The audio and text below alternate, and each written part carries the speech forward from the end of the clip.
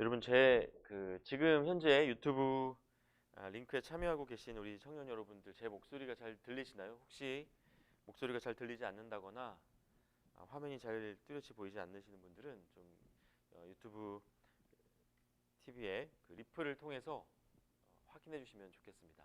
들어오신 분들은 출석 체크도 좀 부탁드리고요.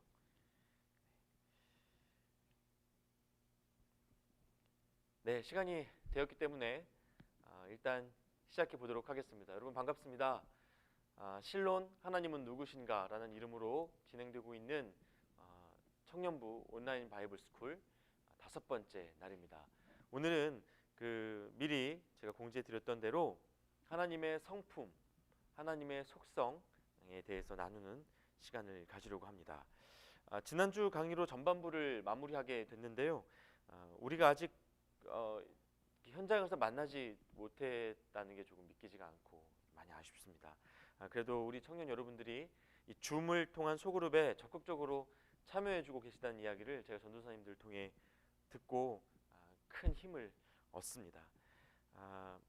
지난주까지 어떤 강의들 들었는지 여러분 좀 기억하고 계신지 모르겠습니다. 첫째 주는 생각하는 신앙이라는 제목으로 바른 신학의 중요성에 대해서 나눴었죠. 그리고 둘째 주에는 하나님의 자기 PR이라는 제목으로 하나님의 계시에 대해서 공부했습니다. 세 번째 주는 삼위일체 하나님, 이 삼위 하나님의 서로 사귐이라는 주제로 삼위일체에 대해서 같이 공부했고요. 지난주는 약속된 구원의 은혜라는 제목으로 예정론을 다루었습니다. 내 강의를 통해서 나눈 내용들을 여러분이 잘 듣고 또 새기면서 따라오고 계시리라 생각합니다. 오늘은 하나님의 성품이라는 제목으로 강의를 나누는데요. 지금까지의 강의 내용을 좀 다지면서 하나님이 어떤 분이신가에 대해 조금 더 구체적으로 생각해보는 기회가 되었으면 합니다. 아울러 후반부 강의로 이어지는 관문과 같은 날이기도 하니까요.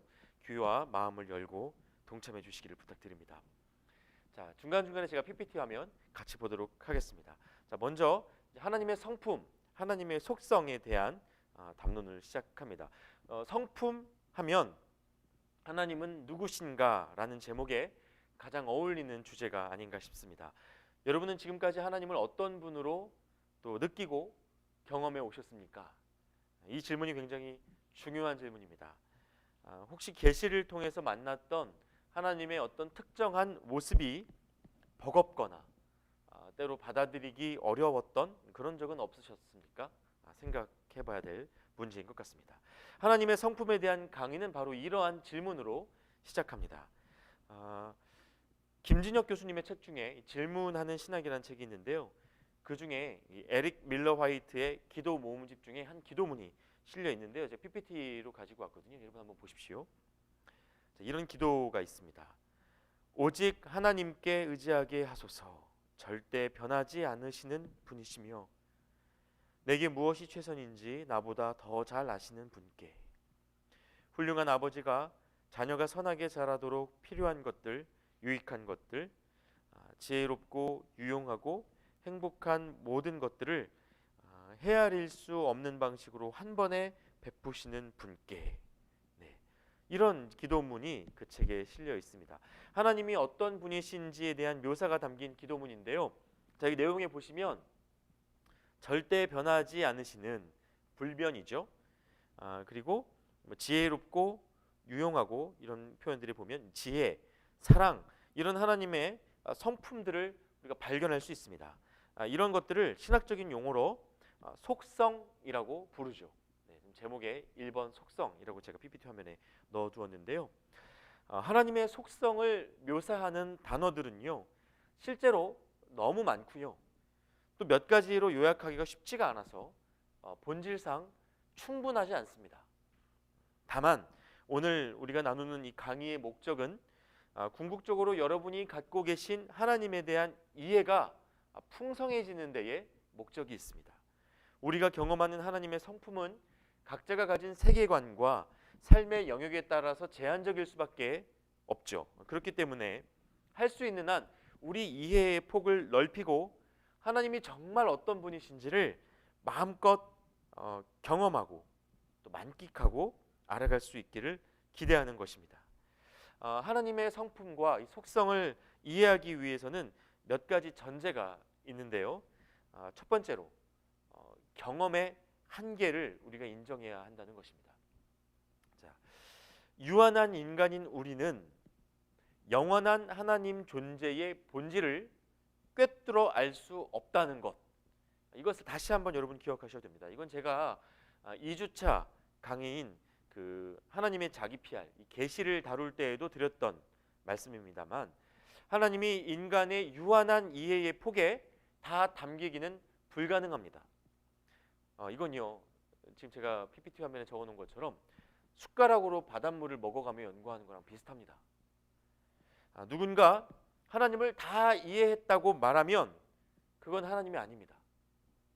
조금 더 심각하게 말하자면 완전히 이해된 하나님은 지식화된 우상일 수 있습니다. 하나님을 인격적인 존재로 아는 것이 아니고 하나님에 대한 지식으로 알고 있을 때 그런 일이 가능하기 때문이죠. 다시 말하지만 하나님은 당신의 목적에 따라 스스로를 제한적으로 우리에게 계시하시는 분이십니다. 우리는 하나님이 허락하신 폭 안에서만 하나님을 경험하고 이해한다는 거죠. 이것이 바로 경험의 한계입니다.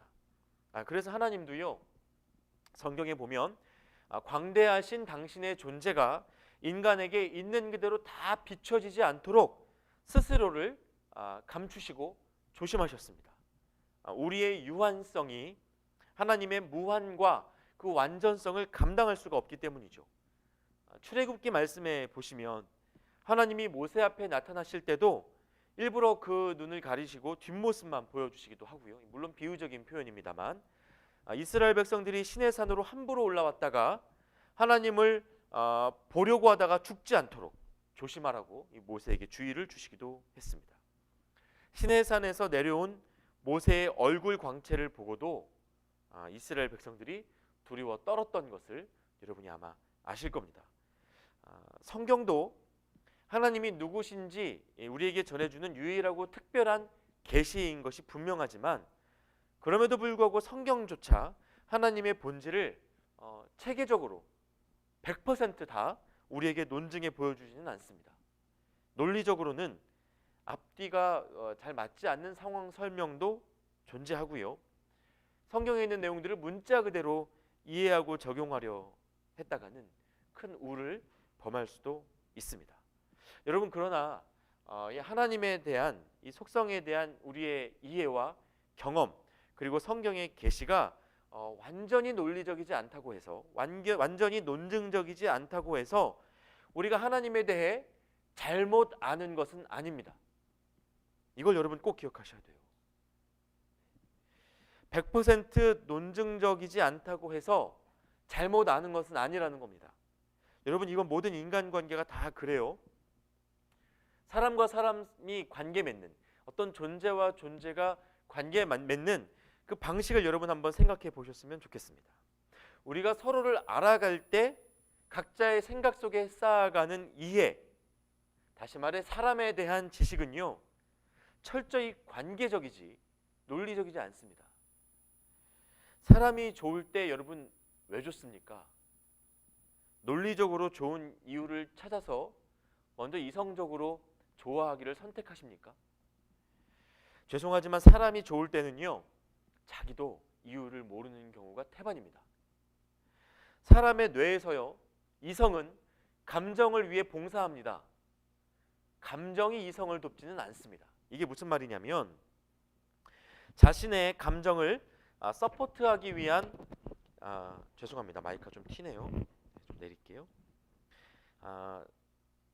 자신의 감정을 서포트하기 위한 이성의 활동을 우리가 합리화라는 이름으로 부릅니다. 다시 한번 말씀드릴게요.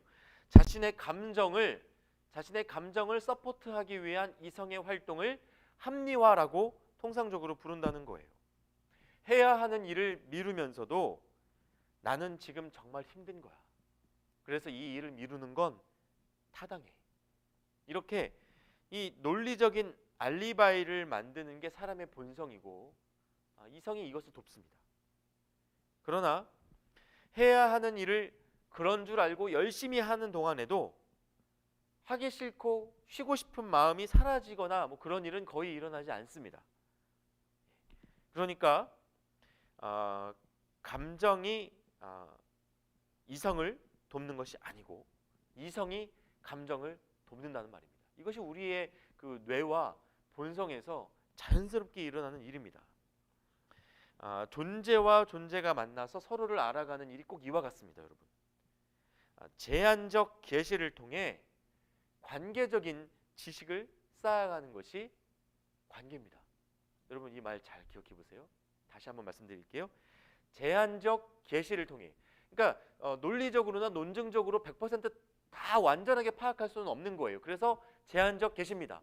그러나 제한적 계시에도 불구하고 관계적으로 상대방에 대한 지식을 쌓아가는 것, 이게 존재와 존재가 만났을 때 일어나는 관계 맺음이라는 거죠.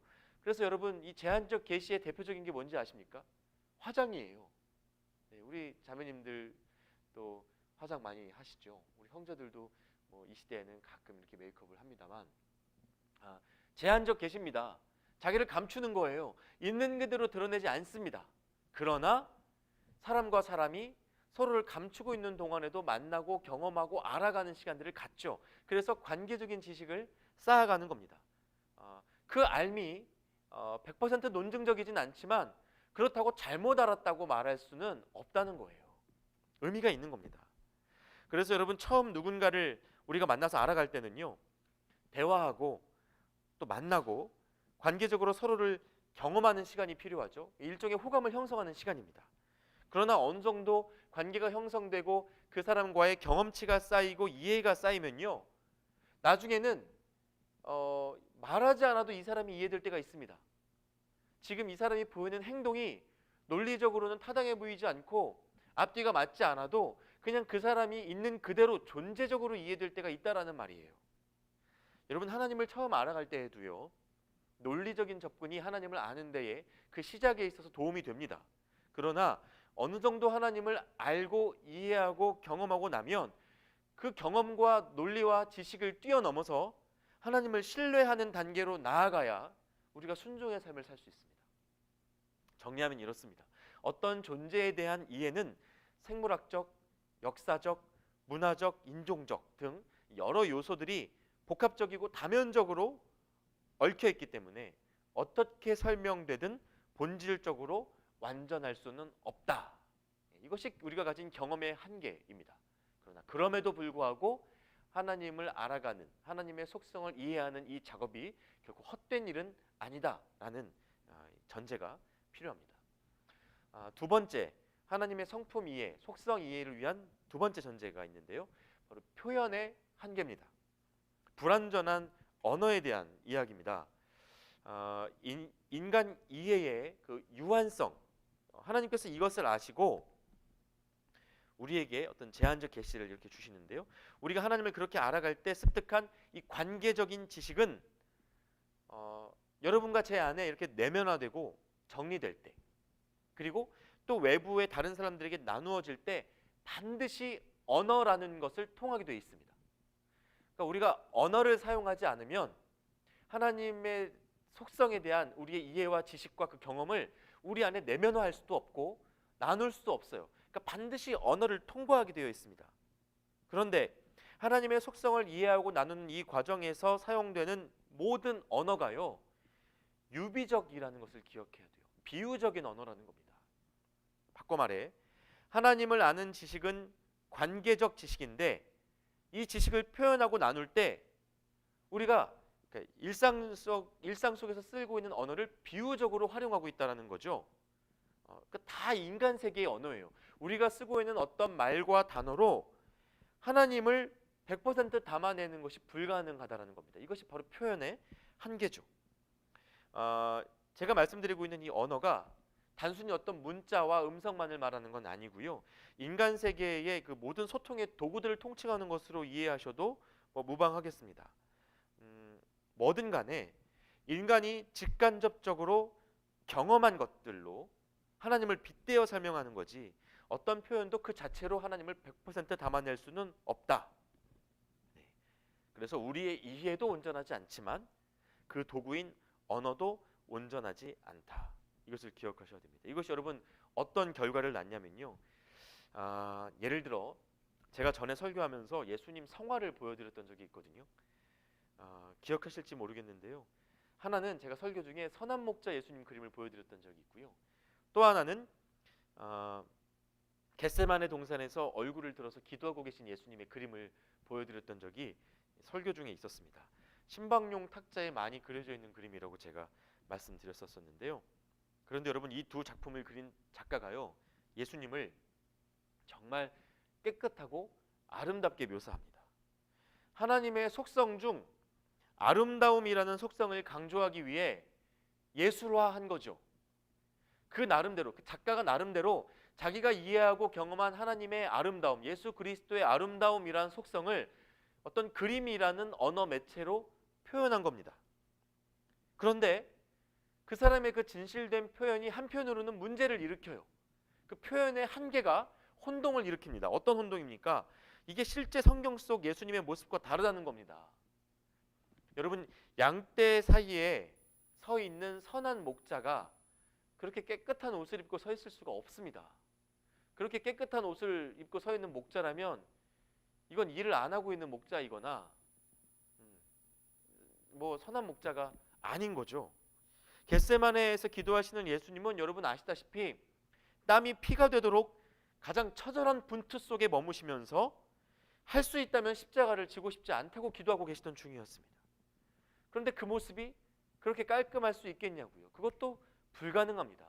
그러니까 그 작가가 자기가 경험한 어떤 하나님의 아름다움이라는 속성을 강조하고 보여주기 위해서 그런 예술화적인 어떤 그림을 그려냈지만 그 사람의 그 표현이 또 한편으로는 우리에게 어떤 오해를 불러일으킬 수 있다는 것을 우리가 이해하고 있어야 된다는 거죠. 그러니까 이 하나님의 속성에 대한 인간의 묘사는요, 어디까지나 유비적이고 비유적이고 제한적이어서 작가의 의도와 상관없이 오해와 왜곡을 충분히 만들어낼 수 있다는 것을 기억하셔야 됩니다.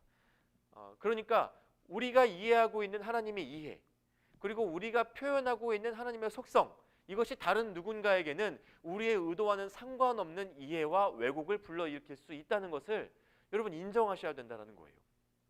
이걸 인정하지 못하면요, 우리가 이해하는 하나님의 속성이 전부라는 착각에 빠지기 아주 쉽습니다.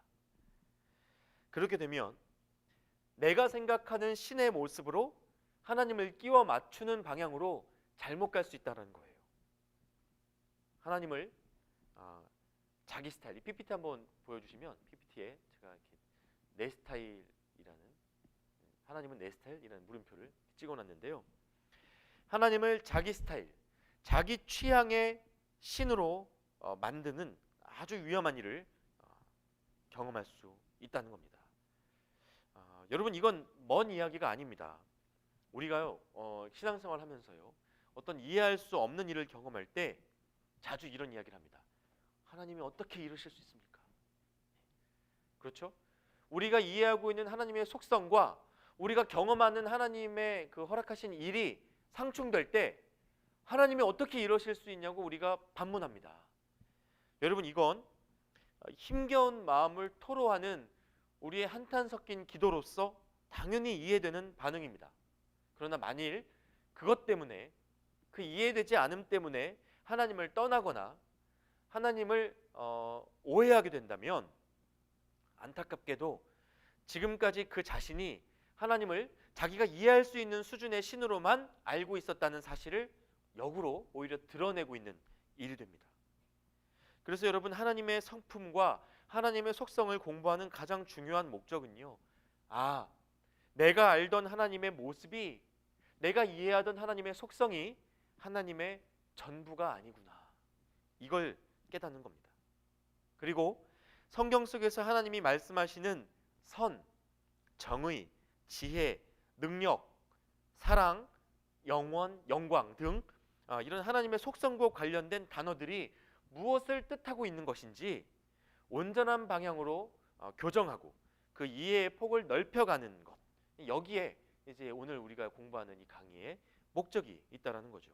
이런 이 불완전성에 대한 이해, 그러니까 경험의 한계와 이 표현의 한계, 이 한계를 우리가 잘 이해하고 마음에 전제할 수 있을 때 이제부터 다루게 되는 구체적인 하나님의 속성과 성품을 보다 분명하게 이해하고 그 가치를 풍성하게 누릴 수 있으리라고 생각합니다.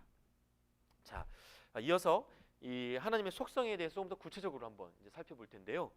제가 공유적 속성과 비공유적 속성이라는 두 가지 카테고리로 이 속성을 좀 분류해서 설명드리려고 합니다. 하나님의 속성에 관한 표현들은요, 신학적으로 사람 안에도 있는 특징과 사람에게는 없는 이 사람 밖에 있는 특징, 이 두 가지로 나눕니다. 사람에게도 있는 속성으로 하나님을 표현할 때 이걸 공유적 속성이라고 부르고요.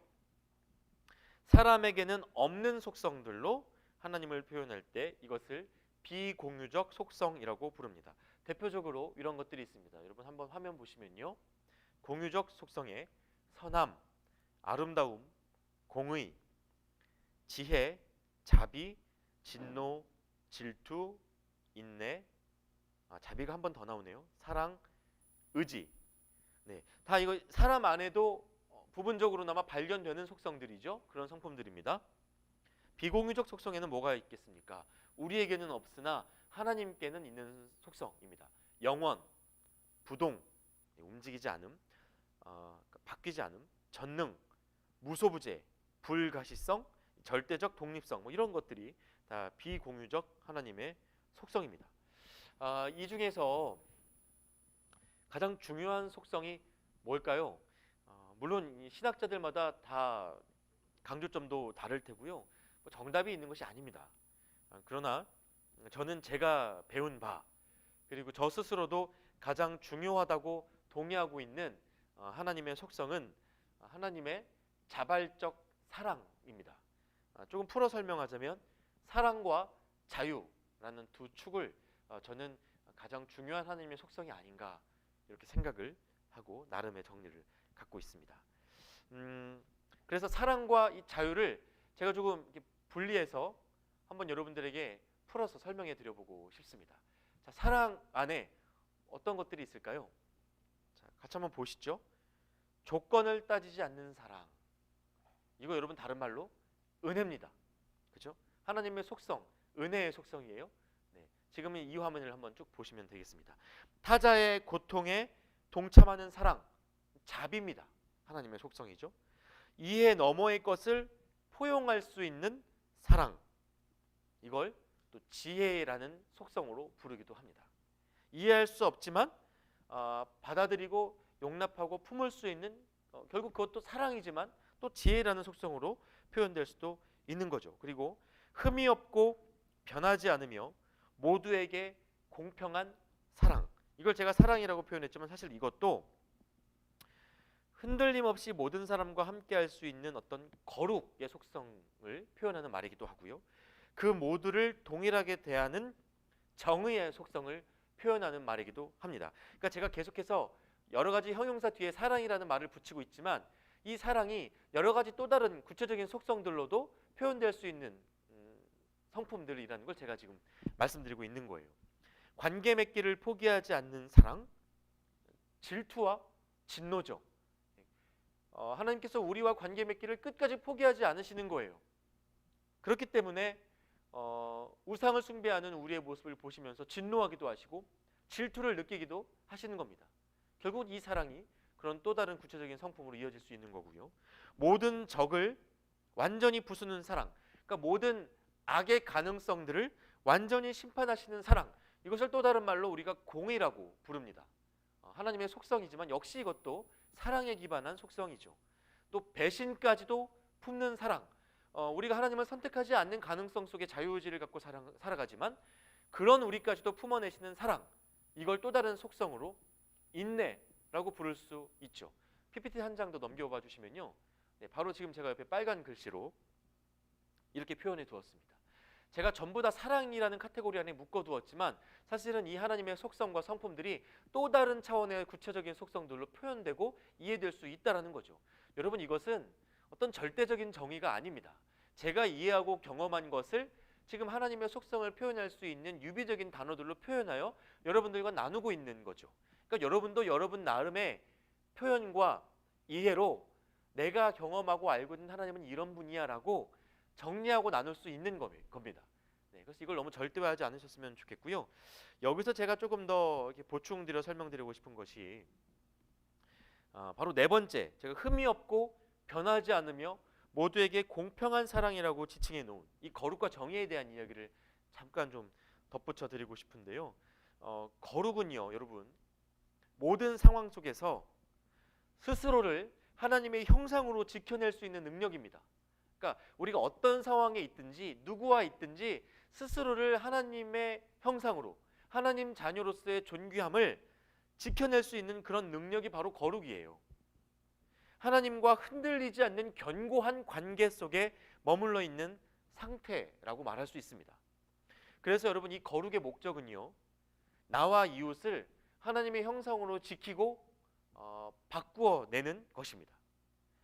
제가 이 말씀을 왜 드리냐면요, 우리는 흔히 거룩을 세속과의 분리라고 생각하는 성향들이 있습니다. 경향들이 있어요. 그러나 여러분, 엄밀히 말해서 분리는 그 자체로 거룩일 수 없습니다. 잘 생각해 보셔야 됩니다. 분리가 거룩이 아니에요. 거룩하지 않은 자신을 지키기 위해 선택할 수 있는 가장 쉬운 방법이 분리입니다. 그러니까 바꿔 말하면 스스로에게 거룩의 능력이 없기 때문에 분리를 선택하는 것일 수도 있습니다. 그렇죠? 그러니까 분리가 거룩이 아닙니다. 본질적으로는요, 겉모습으로는 아무리 분리를 선택해도 마음이 변하지 않으면 그건 사실상 아무것도 아니라는 것이 성경의 하나님의 선언이에요. 그래서 겉으로만 거룩을 흉내내도 마음으로는 깊이 세속화되어 있던 유대의 지도자들을 향해서 예수님께서 회칠한 무덤이라고 부르셨었죠. 속은 죽어 있는데 겉으로만 깨끗하게 칠해져 있다는 슬픈 표현이었습니다. 그래서 정말 거룩한 사람들은 쉽게 분리를 선택하지 않습니다. 오히려 함께 머물며 그 자리를 지키며 해야 할 일을 합니다. 그래서 야고보서 2장 27절 말씀에 보시면, 하나님 아버지 앞에서 정결하고 더러움이 없는 경건은 곧 고아와 과부를 그 환난 중에 돌보고 또 자기를 지켜 세속에 물들지 아니하는 그것이니라, 이렇게 말씀하고 계시죠. 세속 무다로부터 자기 자신을 지킬 뿐만 아니라 고아와 과부를 구별된 모습으로 돌보는 것. 권리를 잃은 채 살아가는 그들이 동등한 하나님의 형상이라는 것을 확인시켜주고 하나님 자녀로서의 존귀함을 지킬 수 있도록 돕는 것, 이것이 성경이 말하는 거룩이고 경건입니다. 그것을 예수님이 자신의 삶으로 보여주신 거죠. 예수님도 이렇게 죄인들 곁을 지키시다가 거룩하지 않은 자로 내몰리셨습니다. 신성 모독자로 내몰리셔서 십자가에 못 박혀 죽으셨습니다. 그래서 여러분, 거룩하기를 힘쓰는 성도로서 우리가 예수님 쪽에 서 있는 사람들인지 아니면 예수님을 못 박는 이 로마 쪽에 서 있는 사람들인지 여러분 스스로 잘 분별하실 수 있어야 됩니다. 그래서 정의도요, 간단히 말해 모든 사람들을 동등하게 대하는 겁니다. 지위가 높은 사람이든 힘을 가진 사람이든 아니면 힘을 잃은 고아나 과부든 연약한 자들이든 우리가 모든 사람을 하나님의 형상으로 동등하게 대하는 것을 정의라고 불러요. 그러나 세상은 그렇지가 않죠.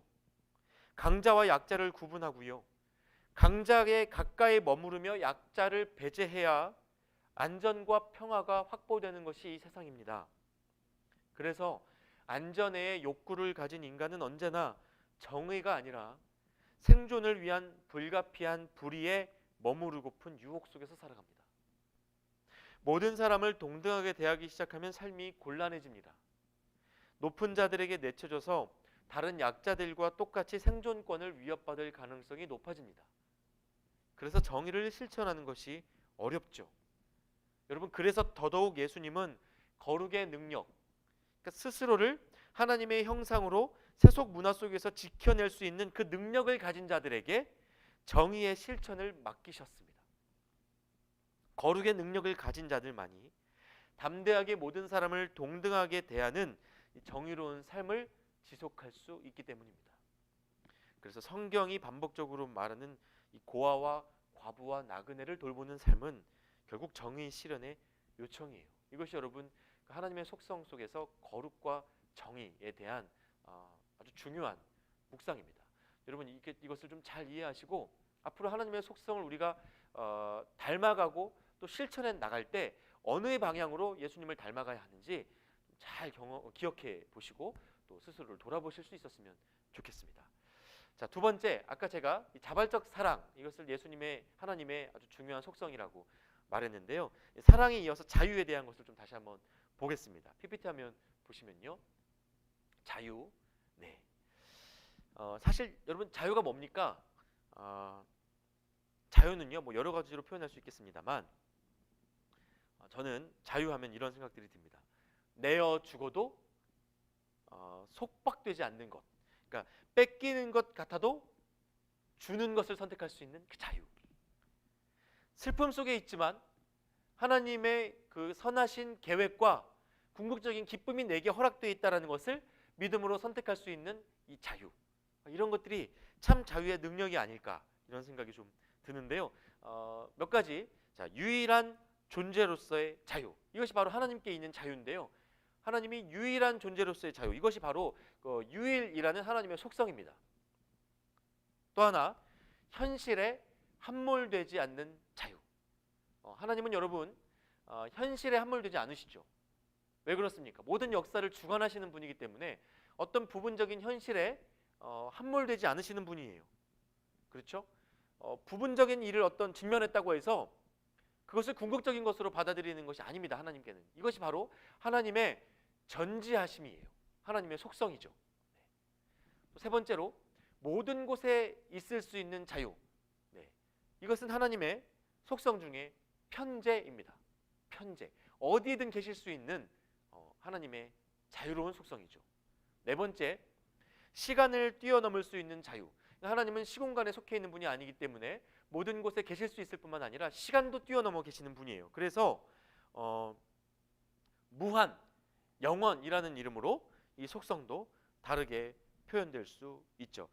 사람은요, 시간 속에 속해 있는 사람이기 때문에 직선형의 시간 이해를 갖고 있습니다. 그러니까 우리가 살아가는 시간은요, 과거와 현재와 미래가 있습니다. 그죠? 지금도 저는 계속해서 현재에서 벗어나 미래의 어떤 곳으로 한 걸음 한 걸음 나아가고 있죠. 현실화하고 있는 겁니다. 그러나 하나님의 시간 이해는 원형이라고 보통 말해요. 이거 무슨 뜻이냐면 여러분 시계를 생각해 보시면 되는데요. 시계를 생각해 보시면 뭐 1시간이 지나든 뭐 2시간이 지나든 3시간이 지나든 그 가운데 중심점으로부터 도달하는 시간까지의 거리가 똑같죠. 네, 그 지름이 똑같지 않습니까? 그러니까 하나님께는 뭐 하루든 뭐 100년이든 1000년이든 동일한 시간 개념 속에 있다라고 볼 수 있다는 거죠. 그래서 이거 우리는 직선형의 시간 이해 속에서 살아가지만 하나님은 원형의 시간 이해 안에 계신다라고 신학적으로 표현하기도 한다는 겁니다. 그리고 마지막으로 뜻하신 창조와 구원을 완성할 수 있는 자유가 하나님께 있습니다. 이건 다른 말로 전능이라는 속성으로 표현할 수도 있습니다.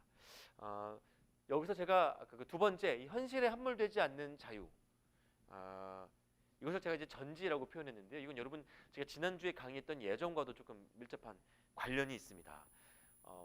궁극적으로 누가 구원받을지에 대해 하나님이 아시지만 우리의 구원받지 못하는 책임을 하나님께는 돌릴 수 없었던 것처럼 앞으로 있을 일을 하나님께서 다 알고 계신다고 해서 그 지식이 앞으로 일어날 모든 일들의 그 원인이 하나님께 있는 것은 아니라는 말입니다. 알면서도 왜 그냥 있으셨는가 이런 책임을 묻고 싶을 때도 우리 마음속에 있겠지만요. 하나님의 지식은 우리가 보는 것, 우리가 이해하는 것, 그 이상의 것을 보고 아시는 다른 차원의 지식, 그런 면에서 전지의 속성을 갖고 계시는 하나님이시라는 것을 우리가 또한 인정할 수 있어야 되겠습니다.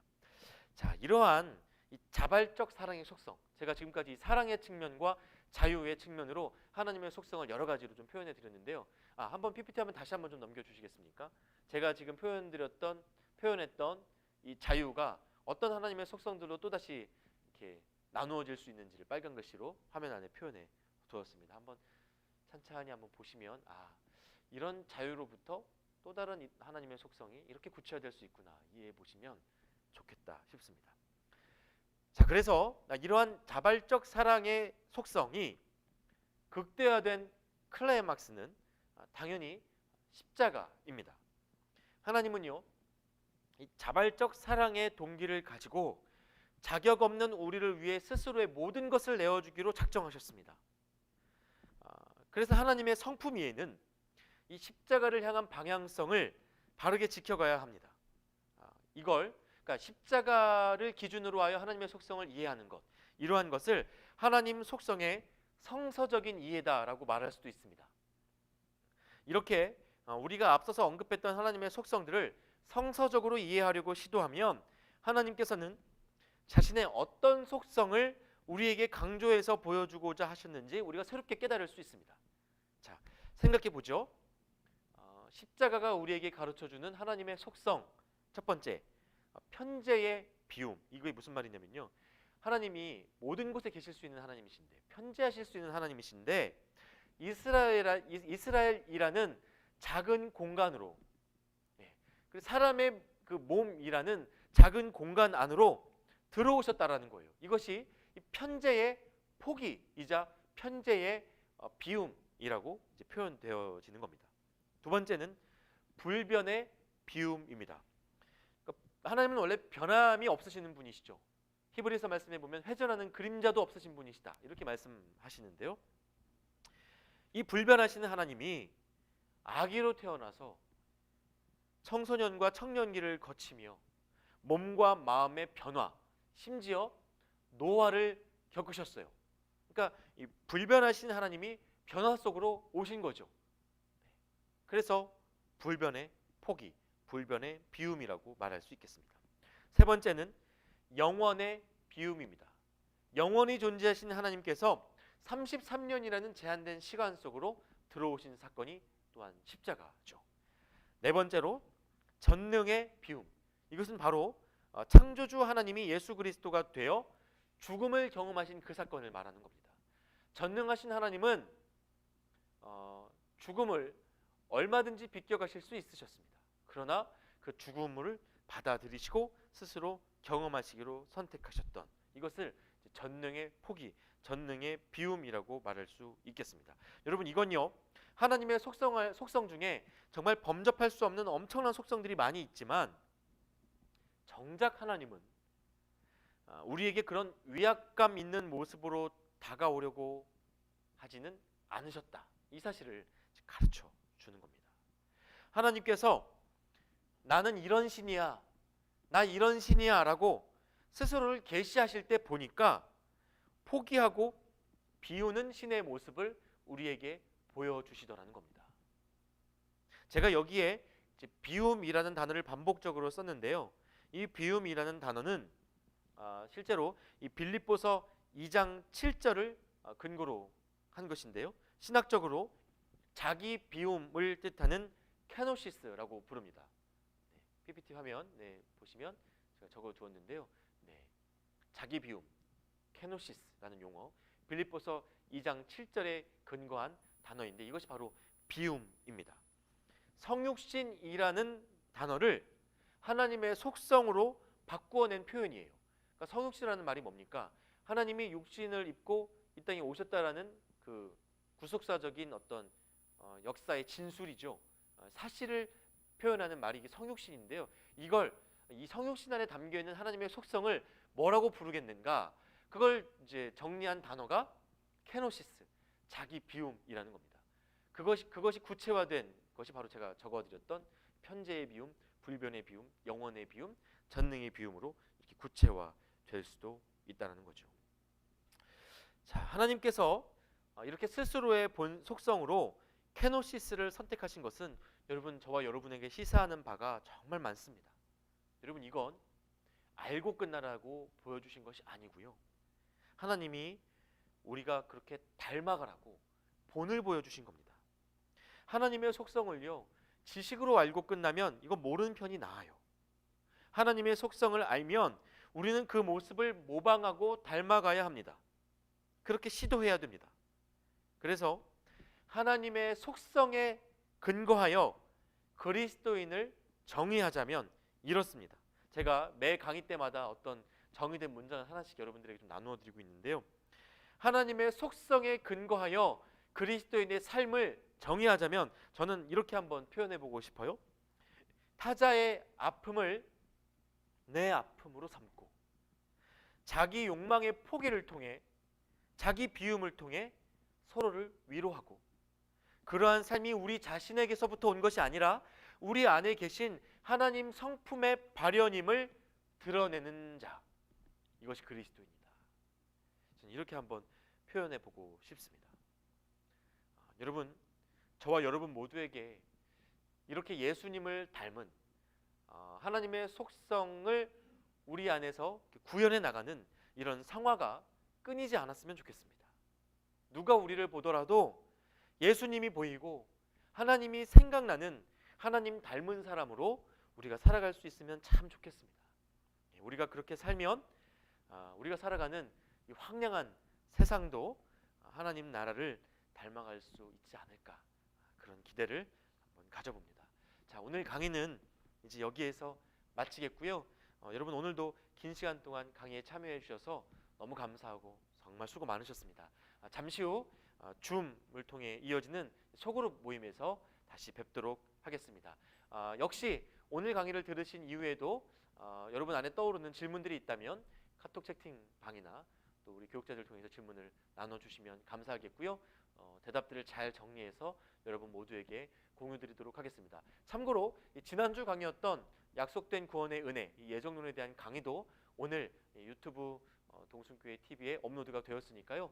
오늘 이후에 오늘 강의까지 포함해서 같이 한번 돌아보시고 복습하실 수 있으면 좋겠습니다. 그리고 제가 지난 시간에 그 예성 형제와 또 여러분들에게 약속드렸던 것처럼 지금까지의 이 강의 PPT를 제가 JPG로 변환해서 여러분들에게 공유드리도록 할 테니까요. 잘 활용하실 수 있기를 바랍니다. 네, 너무 수고 많으셨습니다. 네, 그러면 강의를 통해서는 다음 주에 다시 인사드리도록 하겠습니다. 감사합니다.